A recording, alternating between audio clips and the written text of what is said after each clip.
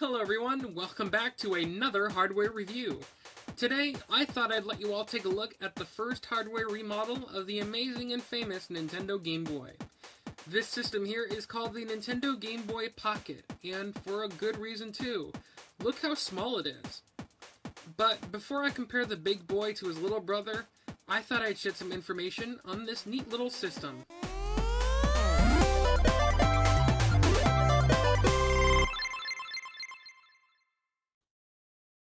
The Nintendo Game Boy Pocket was released here in the US on September 3rd, 1996. This model I have here, however, was released in 1997, so it's about the same age as me. This color here is called Extreme Green, which is a really neat neon green that you can see right through. This was an American Toys R Us exclusive, and is pretty hard to get. While a loose extreme green colored model ranges from $80 to $100 US, mine was actually $15 when I bought it at a retailer back in February 2009. One cool thing about this color that I really do enjoy is that if you put it under a UV light or black light, it glows.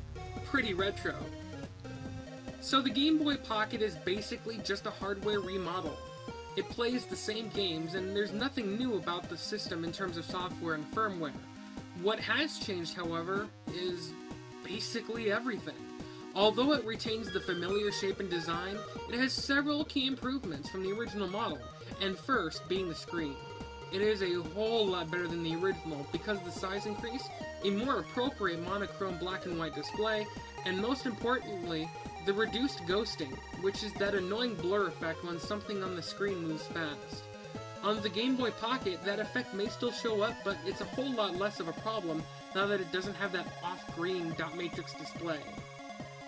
Another change was the removal of 4 AA batteries in favor of 2 AAA batteries.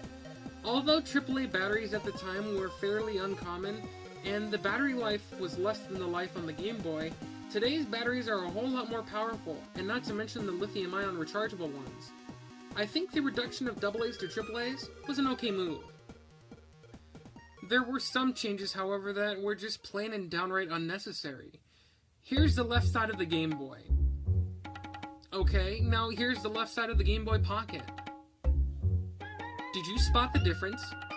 That's right, everything on the Game Boy sides are swapped on the Game Boy Pocket. Why do they need to do that? Wasn't it fine on the original? Another gripe is that stupid link port. Look at this. Now you need to have a whole new link cable to play multiplayer? Why? Was the original too big? I thought it was just fine. Well, at least I can still plug it into the wall. Wait. Where's the wall port? Oh, there it... Are you kidding me? 3 volts? Why not just use the same 6-volt adapter port on the Game Boy? It's the same size as the headphone jack, so it really didn't need to change. And did you know when the Game Boy Pocket first came out, it had no battery LED? That's right, how would you like to play a game and not know when to change the batteries?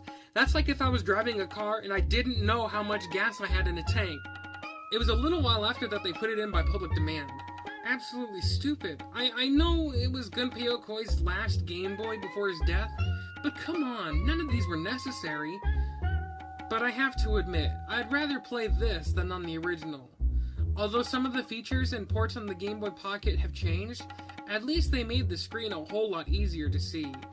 Although I wish it had a backlight, but that's a whole nother video entirely.